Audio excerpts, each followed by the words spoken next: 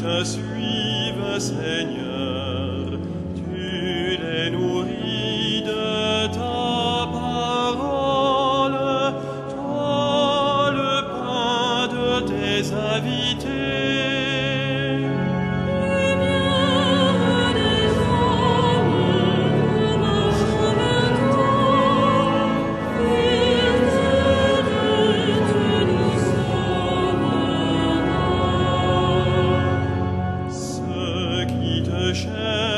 Seigneur, tu les conduis vers la lumière, toi la route des égarés.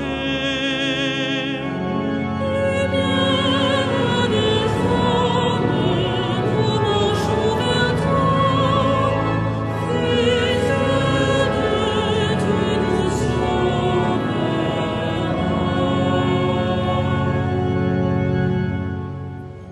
Au nom du Père et du Fils et du Saint-Esprit, la paix soit avec vous. Frères et sœurs, vous tous qui êtes rassemblés dans cette cathédrale, vous tous qui vous joignez à nous par la télévision catholique KTO ou par Radio Notre-Dame, à tous je souhaite la bienvenue.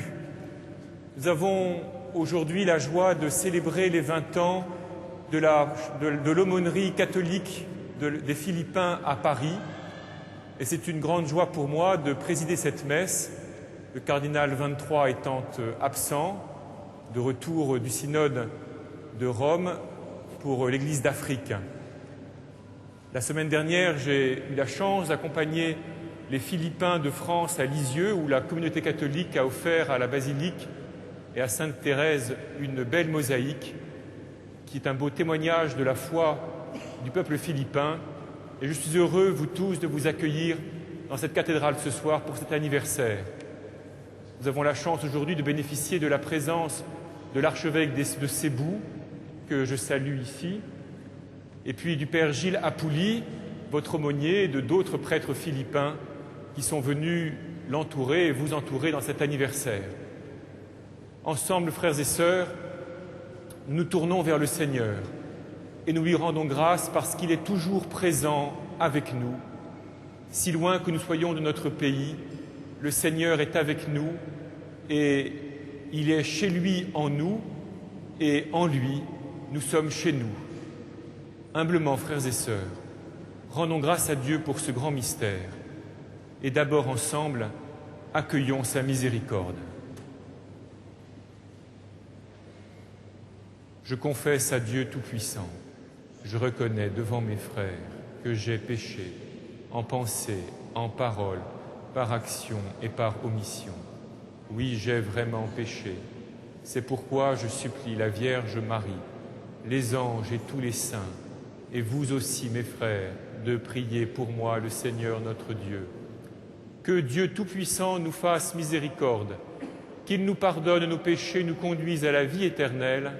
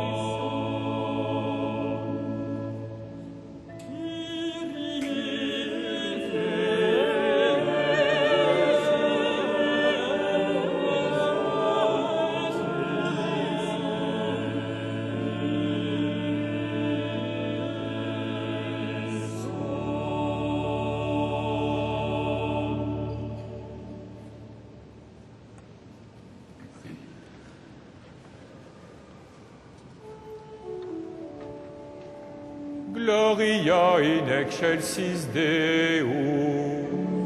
Et in terra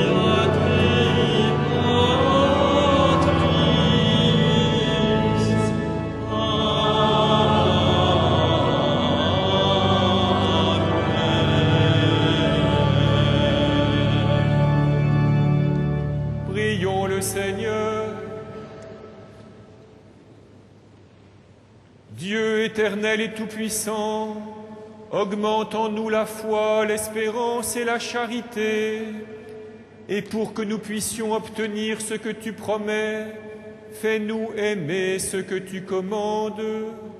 Par Jésus-Christ, ton Fils, notre Seigneur et notre Dieu, qui règne avec toi et le Saint-Esprit, maintenant et pour les siècles des siècles.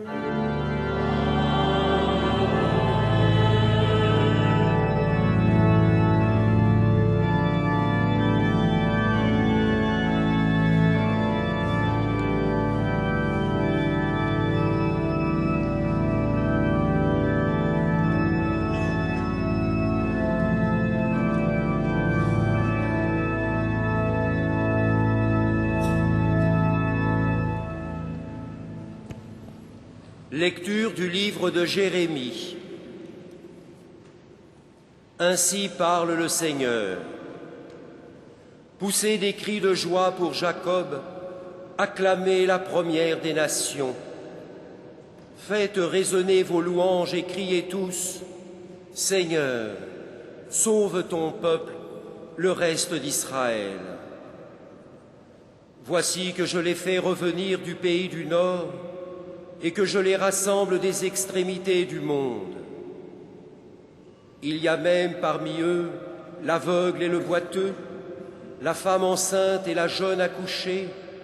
C'est une grande assemblée qui revient. Ils étaient partis dans les larmes, dans les consolations je les ramène. Je vais les conduire aux eaux courantes par un bon chemin où ils ne trébucheront pas.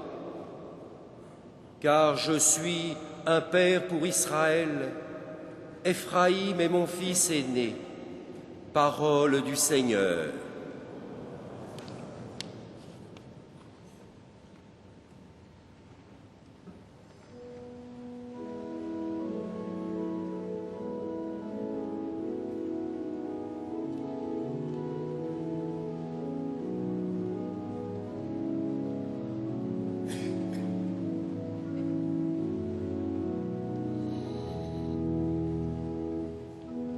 Le Seigneur a fait merveille, nous voici dans la joie.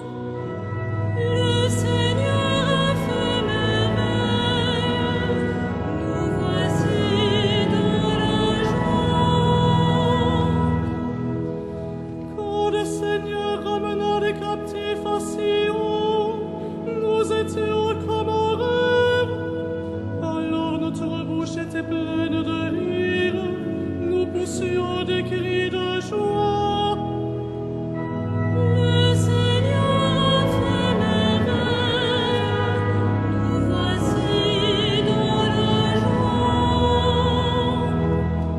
Alors on disait parmi les nations, que de merveilles fait pour eux le Seigneur, que de merveilles le Seigneur fit pour nous. Nous étions en grande fête. Le Seigneur a fait merveille, nous voici dans la joie. Ramène, Seigneur, nos captifs, comme les taureaux au désert, qui sèment dans les larmes, moissonnent dans la joie. Le Seigneur a fait merveille, nous voici dans la joie. Il s'en va en pleurant, il jette la semence. Il s'en vient dans la joie, il rapporte des gerbes. Le Seigneur a fait merveille, nous voici dans la joie.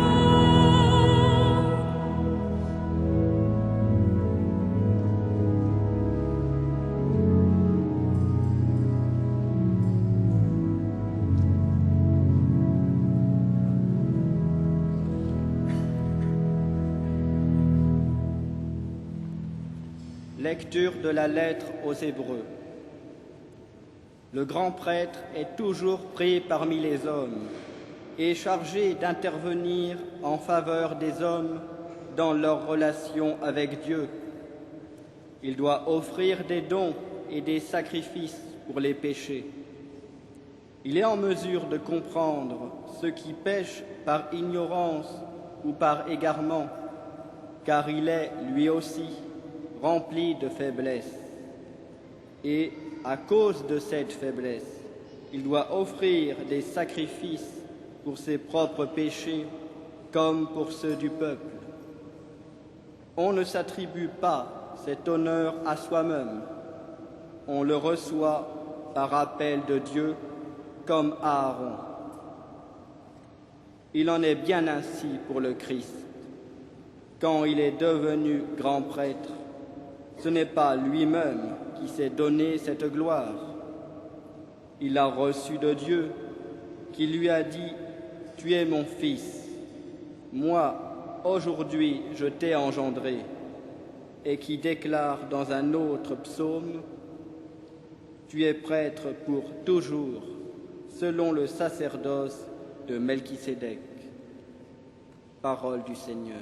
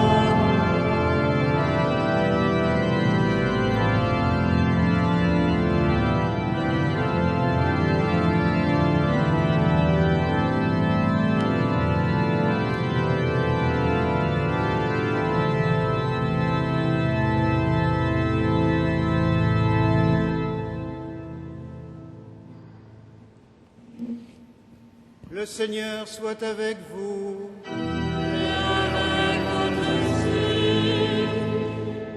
Évangile de Jésus-Christ selon saint Marc.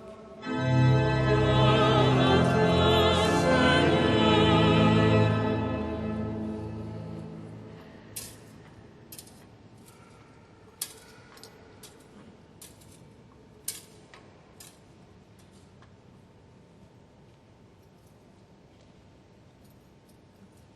Tandis que Jésus sortait de Jéricho avec ses disciples et une foule nombreuse, un mendiant aveugle, Bartimée, le fils de Timée, était assis au bord de la route.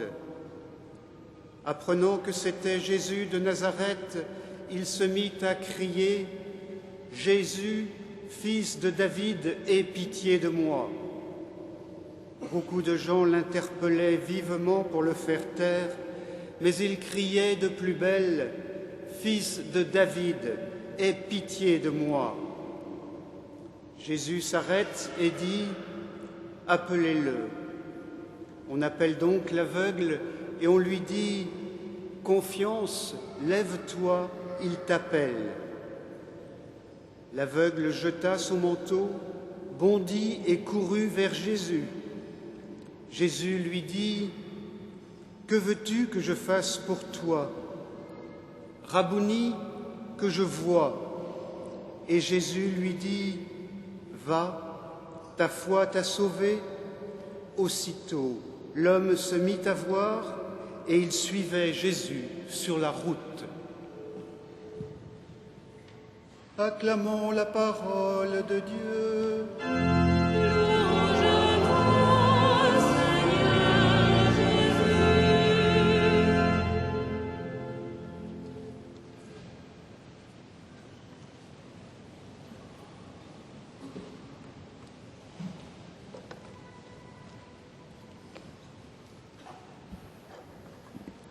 Frères et sœurs, il est fréquent de présenter la vie chrétienne comme une suite de Jésus, une marche derrière Jésus. Bien sûr, nous ne marchons pas derrière lui comme ses apôtres ou ses disciples ont marché derrière lui pendant les 3 ans de sa vie publique et particulièrement pendant les derniers temps dans la grande marche qui a conduit Jésus jusqu'à Jérusalem. Marcher à la suite de Jésus, cela veut dire pour nous que l'image de Jésus est comme gravée dans notre cœur, de sorte que nous le voulions ou non, nous ne pouvons pas mener notre vie, prendre nos décisions, réfléchir un peu à nous-mêmes, sans le faire sous le regard, en quelque sorte, de Jésus, parce que nos yeux intérieurs, les yeux de notre cœur, ne cessent de le voir. Cela veut dire aussi que les paroles de Jésus sont gravées en nous. Et lorsque nous réfléchissons à ce que nous allons faire ou à ce que nous avons fait, eh bien nous entendons certaines paroles de Jésus qui nous éclairent, qui parfois nous obligent à reconnaître que nous avons péché, mais qui nous fortifient et qui nous encouragent aussi sur le chemin de notre vie. Vous savez que tout au long de l'année liturgique, nous lisons un évangile. Cette année, c'est l'évangile selon saint Marc. Et dans cette lecture, nous arrivons en quelque sorte au terme de la marche de Jésus.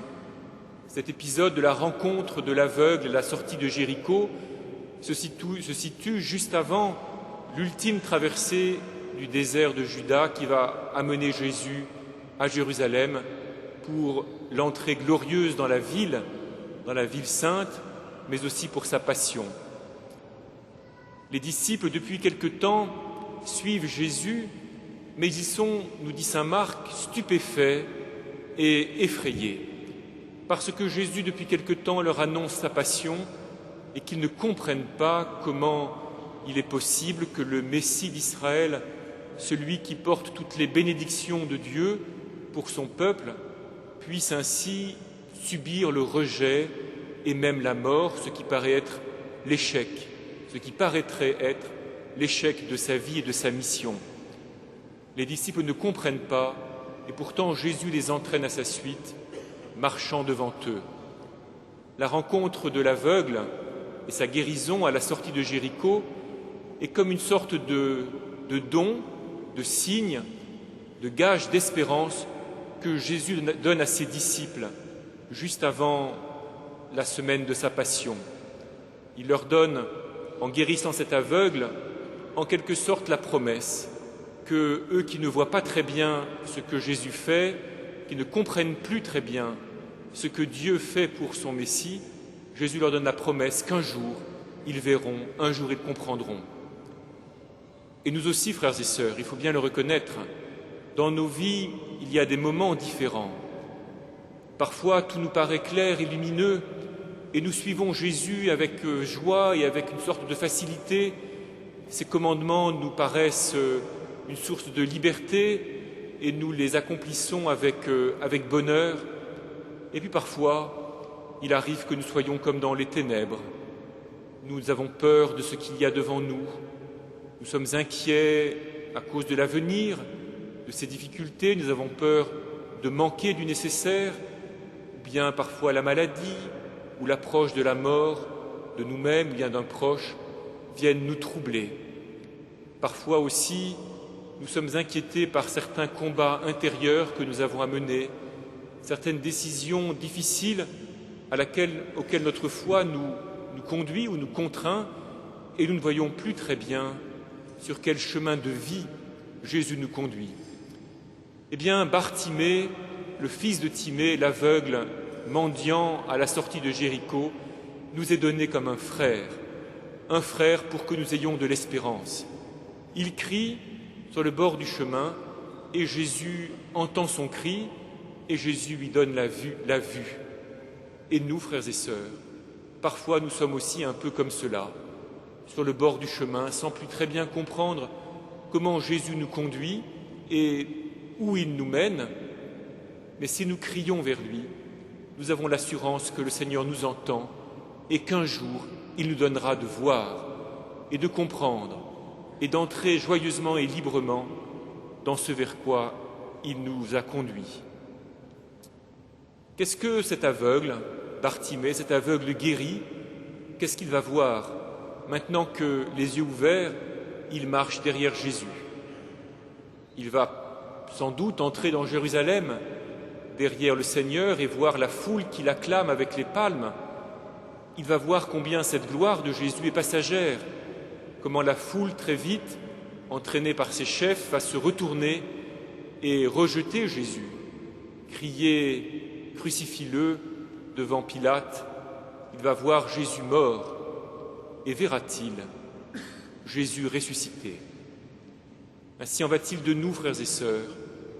Nous éprouvons aussi parfois que être chrétien, encore une fois, est pour nous une source de joie et de liberté, mais aussi parfois cela nous distingue des autres, et cela fait que nous subissons un regard étonné, parfois méprisant, parfois injurieux peut-être, de certains autres.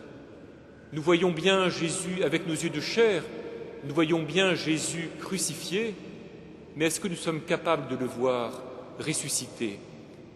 Il y faut les yeux de la foi. Il faut que d'autres yeux s'ouvrent en nous, les yeux de la foi qui nous permettent de reconnaître le Seigneur, qui vient à nous vivant, glorieux, ressuscité, qui vient à nous tout spécialement dans les sacrements et en particulier dans l'Eucharistie, qui nous rassemble chaque dimanche.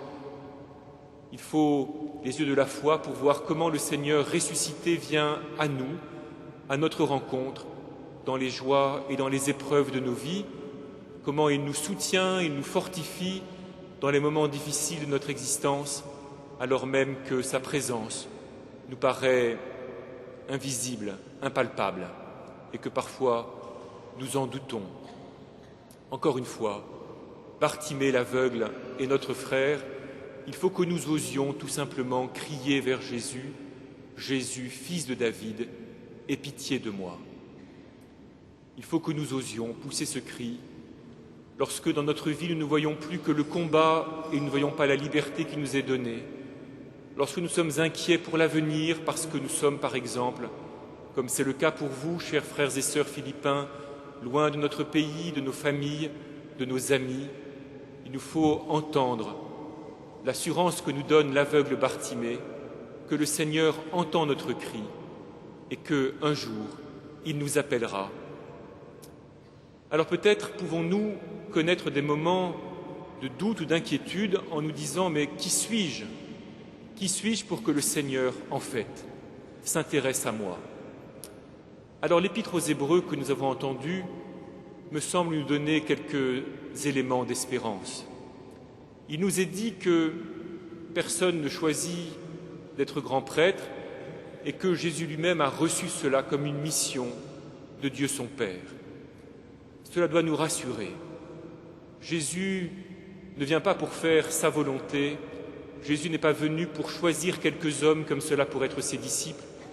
Il est envoyé par le Père, par le Créateur, par celui qui nous a tous façonnés, et il est venu jusqu'à nous, il a pris notre condition humaine, il a traversé notre vie humaine pour pouvoir venir nous entraîner à sa suite, tous tant que nous sommes, et il n'est aucun de nous qui le rejette.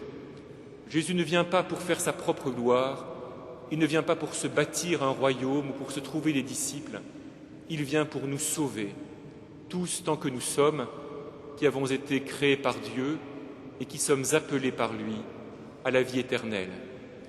Et nous de même, frères et sœurs, nous n'avons pas non plus choisi d'être chrétiens tout à fait. En tout cas, ce n'est pas seulement notre choix, notre bonne volonté qui nous fait chrétiens. C'est plus profondément la volonté de Dieu, le choix de Dieu. Nous ne sommes pas chrétiens simplement parce que nous sommes nés dans une famille chrétienne ou dans un pays dont la foi catholique est la foi majoritaire. Nous sommes chrétiens parce que Dieu le Père nous a choisis, nous a appelés à l'être et nous a conduits vers son Fils Jésus. Cela doit être pour nous une source d'assurance et de force dans tout ce que nous vivons. La foi de notre famille, la culture dans laquelle nous grandissons, culture qui est marquée par la foi catholique, qui a été façonnée par elle, transformée par elle, habitée par elle, sont comme autant de soutiens qui nous sont donnés. Et vous avez remarqué que dans l'épisode de la guérison de l'aveugle à la sortie de Jéricho, lorsque Jésus demande que l'on fasse venir cet aveugle, les disciples de Jésus lui disent « Confiance, lève-toi, il t'appelle ». Eh bien, frères et sœurs, c'est le rôle de l'Église auprès de chacun de nous, tout au long de notre vie, de nous faire entendre ce « Confiance, lève-toi, il t'appelle ». Et c'est aussi le rôle, et c'est tout particulièrement le rôle pour vous, frères et sœurs philippins, qui êtes ici à Paris, c'est le rôle de l'aumônerie catholique, des prêtres qui se sont succédés, et actuellement du Père Gilles Appouli, mais aussi de tous ceux qui, dans votre communauté, prennent une responsabilité. C'est leur rôle de faire entendre à chacun de vous cette parole, confiance, lève-toi, il t'appelle.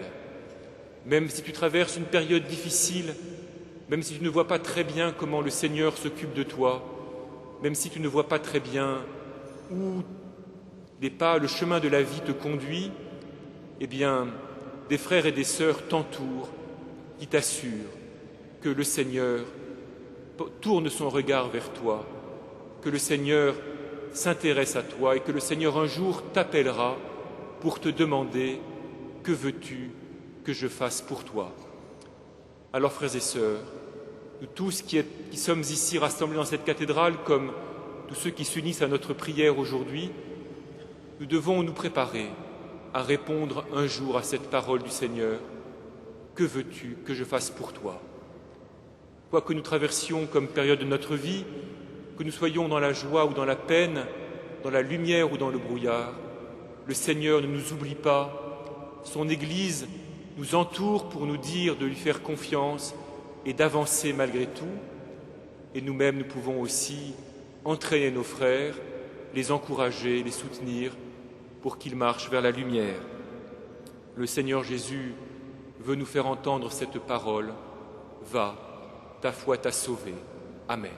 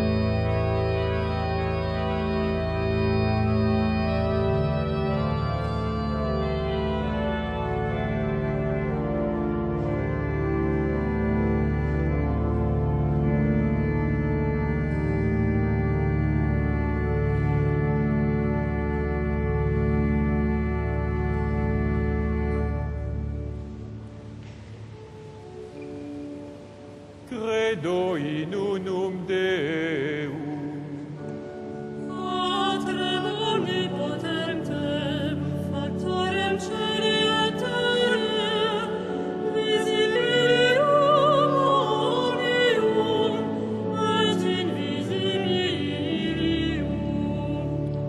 et in nomine Dominum Iesum Christum, Filium Dei unigenitum,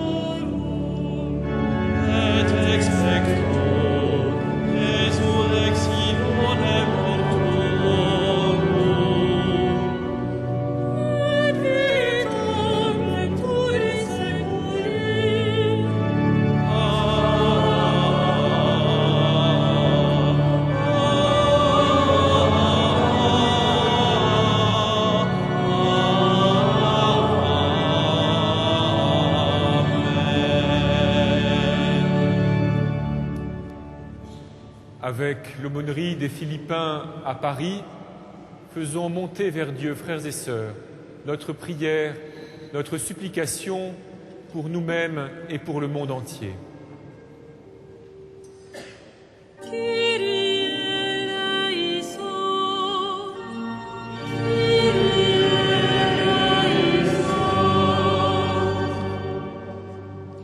Para sa mga nangangasiwa sa mga bilangguan, igalang nawa nila ang mga karapatan ng mga bilanggo at tumulong sa pagbabagong buhay ng mga ito.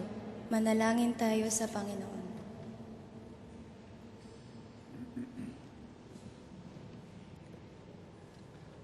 For those who are in charge of prisons, may they respect the rights of prisoners and help in their rehabilitation. Let us pray to the Lord.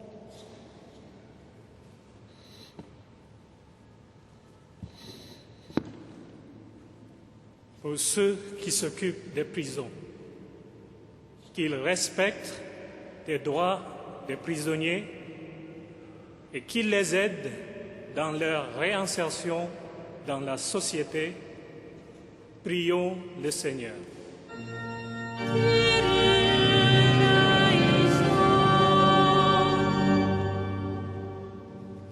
Para sa ating bayan, upang bawat isa sa atin ay matuklasan ang biyaya mula sa pag-ibig sa puso ni Jesus at ni Maria na magpapabago sa atin bilang isang sambayanan ng Diyos. Manalangin tayo sa Panginoon.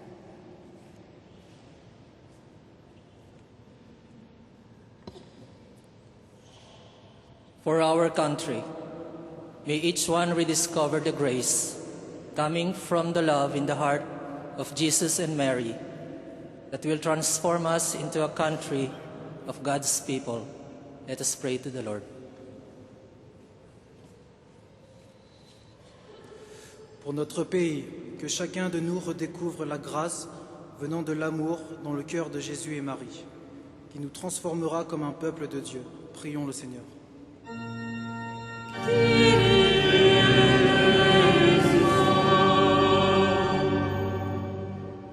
Entends, Seigneur, la prière que nos frères et sœurs philippins font monter vers toi ce soir depuis cette cathédrale. Entends la supplication de tous les hommes qui espèrent le salut que tu promets, toi qui règnes pour les siècles des siècles. Amen.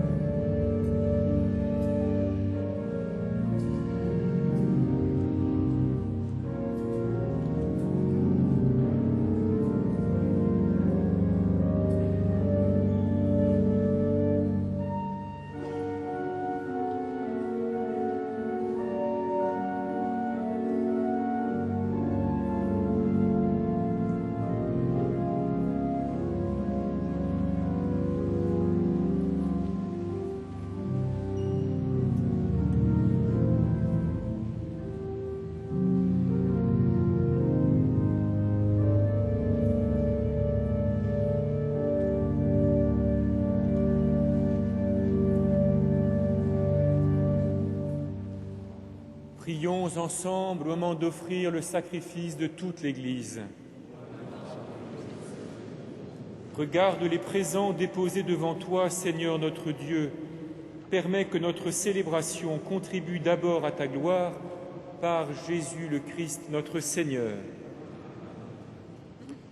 Le Seigneur soit avec vous. Et avec votre esprit. Élevons notre cœur. Nous le tournons vers le Seigneur. Rendons grâce au Seigneur notre Dieu. Cela est juste et bon. Vraiment, il est juste et bon de te rendre gloire, de t'offrir notre action de grâce toujours et en tout lieu. À toi, Père très saint, Dieu éternel et tout-puissant. Oui, nous le reconnaissons. Afin de secourir tous les hommes, tu mets en œuvre ta puissance.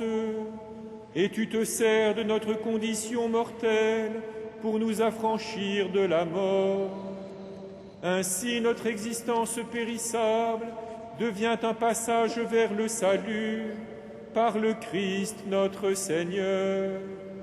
C'est par lui que les anges assemblés devant toi adorent ta gloire.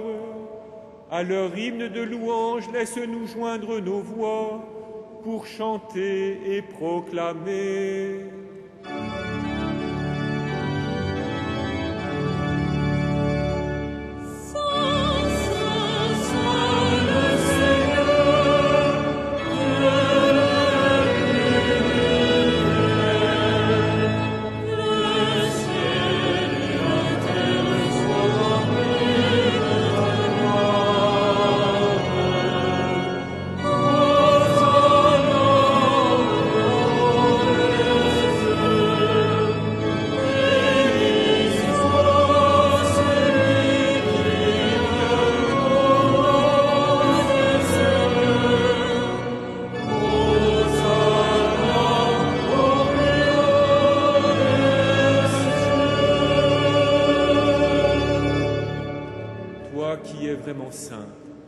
Toi qui es la source de toute sainteté, nous voici rassemblés devant toi et dans la communion de toute l'Église.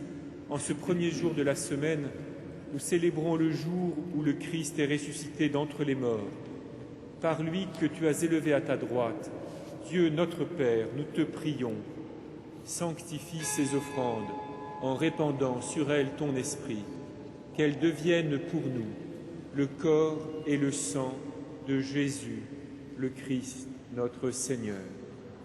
Au moment d'être livré et d'entrer librement dans sa passion, il prit le pain, il rendit grâce, il le rompit et le donna à ses disciples en disant : « Prenez et mangez-en tous, ceci est mon corps livré pour vous. »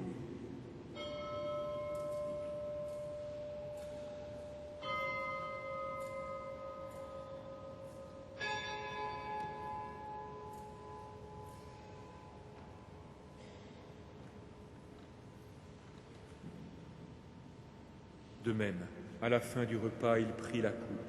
De nouveau, il rendit grâce et la donna à ses disciples en disant : « Prenez et buvez-en tous, car ceci est la coupe de mon sang, le sang de l'alliance nouvelle et éternelle, qui sera versé pour vous et pour la multitude en rémission des péchés. Vous ferez cela en mémoire de moi. »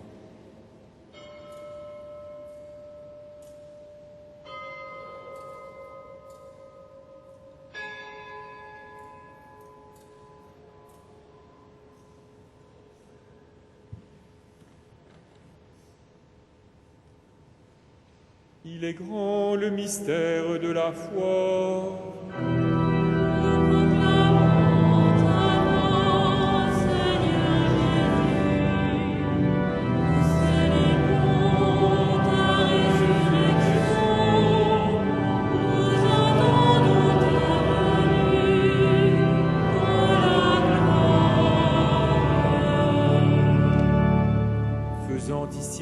De la mort et de la résurrection de ton Fils, nous t'offrons, Seigneur, le pain de la vie et la coupe du salut, et nous te rendons grâce, car tu nous as choisis pour servir en ta présence.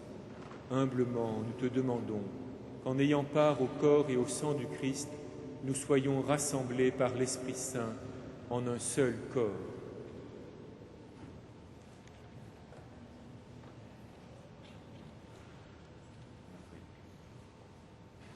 Souviens-toi, Seigneur, de ton Église répandue à travers le monde. Fais-la grandir dans ta charité avec le pape Benoît, notre évêque André et tous ceux qui ont la charge de ton peuple.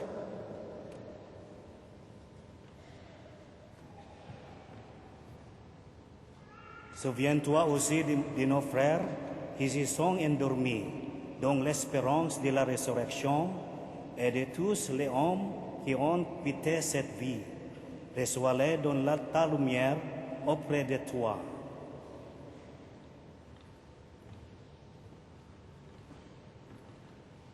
Sur nous tous, enfin, nous implorons ta bonté. Permets qu'avec la Vierge Marie, la bienheureuse Mère de Dieu, avec les apôtres et les saints de tous les temps qui ont vécu dans ton amitié, nous ayons part à la vie éternelle et que nous chantions ta louange par Jésus-Christ, ton Fils bien-aimé.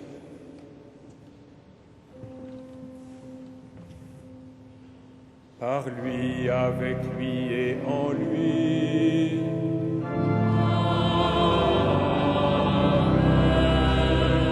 À toi, Dieu le Père Tout-Puissant, dans l'unité du Saint-Esprit.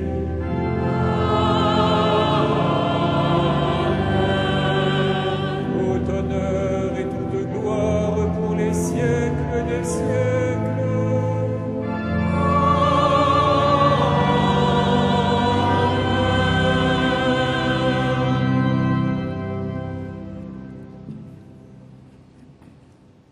Comme nous l'avons appris du Sauveur, selon son commandement, nous osons dire « Notre Père, qui es aux cieux, que ton nom soit sanctifié, que ton règne vienne, que ta volonté soit faite sur la terre comme au ciel.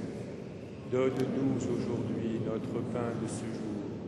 Pardonne-nous nos offenses, comme nous pardonnons aussi à ceux qui nous ont offensés.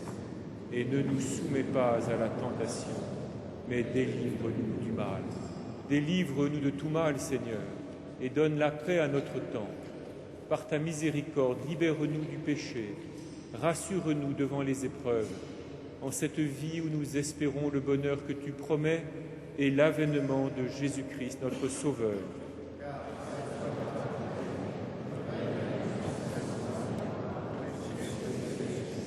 Seigneur Jésus-Christ, tu as dit à tes apôtres, je vous laisse la paix, je vous donne ma paix. Ne regarde pas nos péchés, mais la foi de ton Église. Pour que ta volonté s'accomplisse, donne-lui toujours cette paix et conduis-la vers l'unité parfaite, toi qui règnes pour les siècles des siècles. Que la paix du Seigneur soit toujours avec vous. Frères et sœurs, dans la charité du Christ, donnez-vous la paix.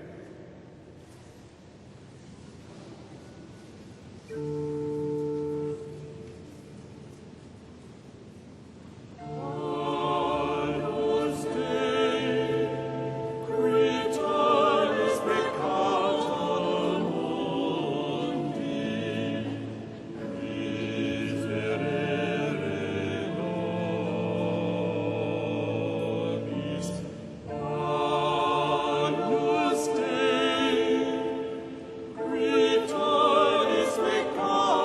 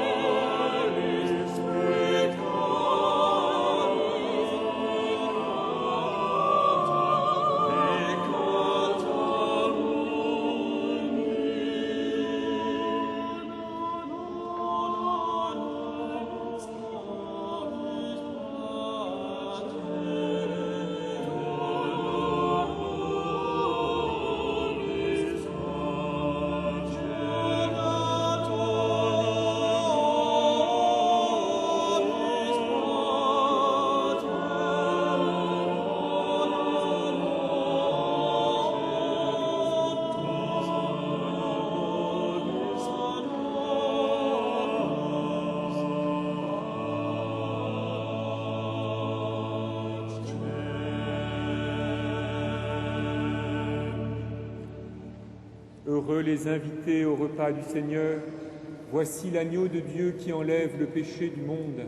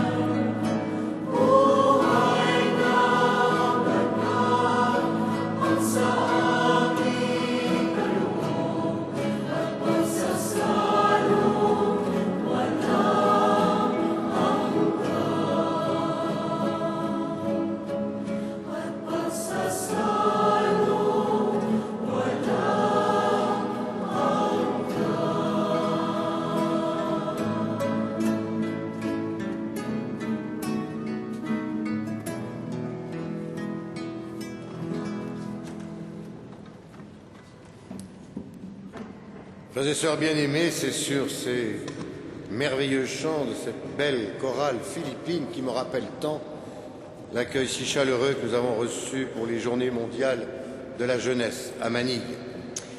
Et d'ailleurs, je tiens à remercier cette chorale philippine qui nous a enchantés au moment de la communion. On peut les applaudir tellement ils chantent bien.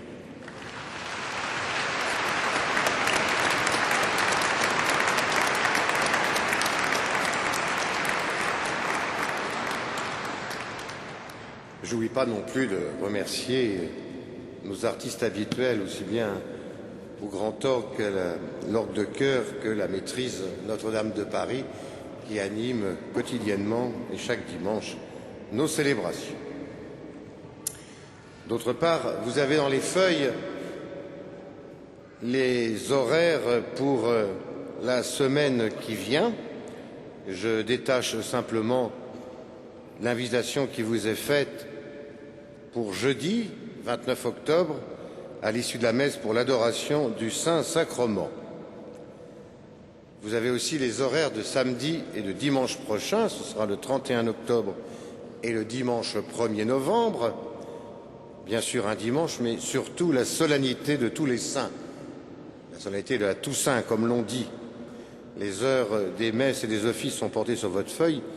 C'est quasiment les mêmes qu'un dimanche, à quelques exceptions près. Attention, 16h15 et non pas 16h30, l'audition d'orgue donnée par Jean-Pierre Leguet. 17h, c'est pour ça que c'est inventé à 16h15, 17h, le bilan de la deuxième assemblée spéciale pour l'Afrique du Synode des évêques, qui sera donné ici par notre archevêque de retour de Rome, avec la présence des évêques d'Île-de-France, des communautés africaines d'Île-de-France et de leurs diacres et prêtres. 17h, tout le monde est invité bien sûr. Et à 18h, un quart d'heure plus tard que d'habitude, les vêpres solennelles présidées par Monseigneur Rambaud, ici présent d'ailleurs, vicaire épiscopal auprès des communautés étrangères. 18h30, la messe du soir présidée par le cardinal 23. Vous avez aussi, la maison ne recule devant aucun sacrifice, le programme de la semaine du 2 novembre au 8 novembre. Et donc le lundi 2 novembre, commémoration de tous les fidèles défunts, vous avez les horaires des messes et des offices de ce 2 novembre. D'autre part, je vous informe que le spectacle Notre-Dame de Paris, cathédrale vivante, a lieu jusqu'au 31 octobre, sauf les vendredis à 21h, donc tous les soirs, donc ce soir, ici même, dans la cathédrale.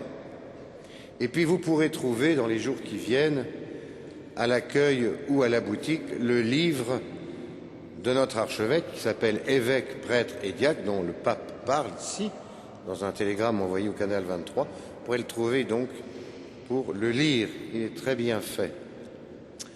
Enfin, dans la semaine, vous pourrez visiter l'exposition que nos frères africains présents à la cathédrale ont réalisée pour souligner les enjeux et les défis de l'Afrique et du synode africain qui se tient en ce moment. Donc c'est dans le déambulatoire nord. Très belle exposition. Voilà, je pense que nous pouvons maintenant, je termine ceci par vous donner des nouvelles rassurantes du père Revers, que j'ai visité samedi après-midi à la salle pétrière. Il poursuit positivement sa convalescence. Il m'a dit de vous dire qu'il était en communion avec vous, comme il était sûr de pouvoir compter sur vos prières. C'est la première chose que je veux dire. La deuxième, c'est qu'au moment de la Toussaint, il y a un effort particulier qui est fait par les prêtres de la cathédrale pour dédoubler l'accueil des prêtres pour le sacrement de la réconciliation ou simplement un entretien à l'approche de ces fêtes. Eh bien, nous pouvons terminer notre prière avec Monseigneur Éric de Moulin-Beaufort, évêque auxiliaire de Paris. Nous nous mettons debout.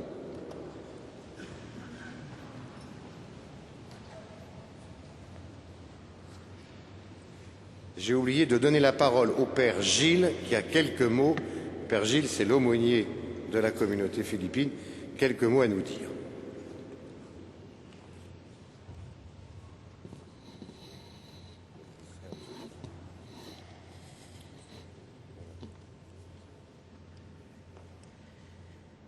This is the day that the Lord has made.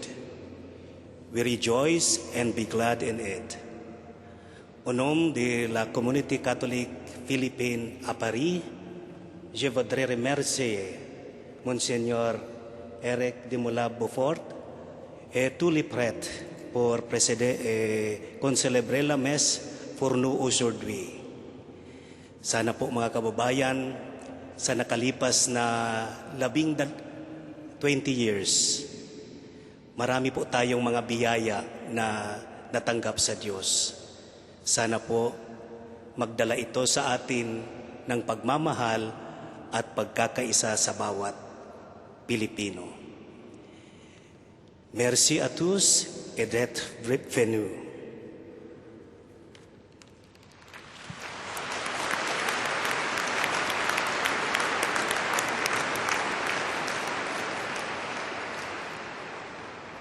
Prions le Seigneur.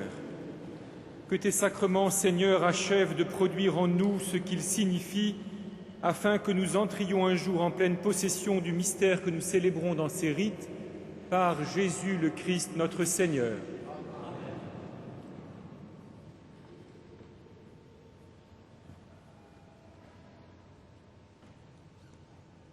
Frères et sœurs, il y a donc 20 ans qu'une aumônerie catholique a été organisée à Paris pour les Philippins. Cette communauté est de plus en plus nombreuse. Au nom de Monseigneur 23, l'archevêque de Paris, je voudrais vous dire à tous que cette cathédrale est le signe que est la maison de Dieu, et donc c'est votre maison. Elle est le signe que le diocèse de Paris voudrait vous soutenir, vous encourager, vous fortifier dans ce temps, ces années que vous passez loin de votre pays, loin de vos familles. Et je remercie vraiment les différents prêtres philippins qui se sont succédés ici pour animer la communauté catholique, et particulièrement aujourd'hui le Père Gilles Appouli. Je remercie aussi encore une fois tous ceux d'entre vous qui prennent des responsabilités au sein de cette communauté. Vous avez un beau témoignage à nous rendre. Vous êtes un peuple plein de foi et de ferveur, et nous, Parisiens, Français, nous avons besoin de recevoir aussi votre témoignage de foi. C'est un grand encouragement que vous nous donnez. Déjà, vous l'avez montré au monde en 1986 en montrant la force de la prière et de l'espérance. Et je voudrais vous encourager à continuer à porter, dans toutes les situations où vous êtes, ce témoignage de foi et d'espérance. C'est pour cela que maintenant, je vais demander à Dieu pour vous sa bénédiction avec Monseigneur Antonio Ranola, archevêque de Cebu, qui nous fait l'honneur d'être avec nous ce soir, et puis tous les prêtres, le Père Gilles Appouli et les prêtres philippins qui sont là.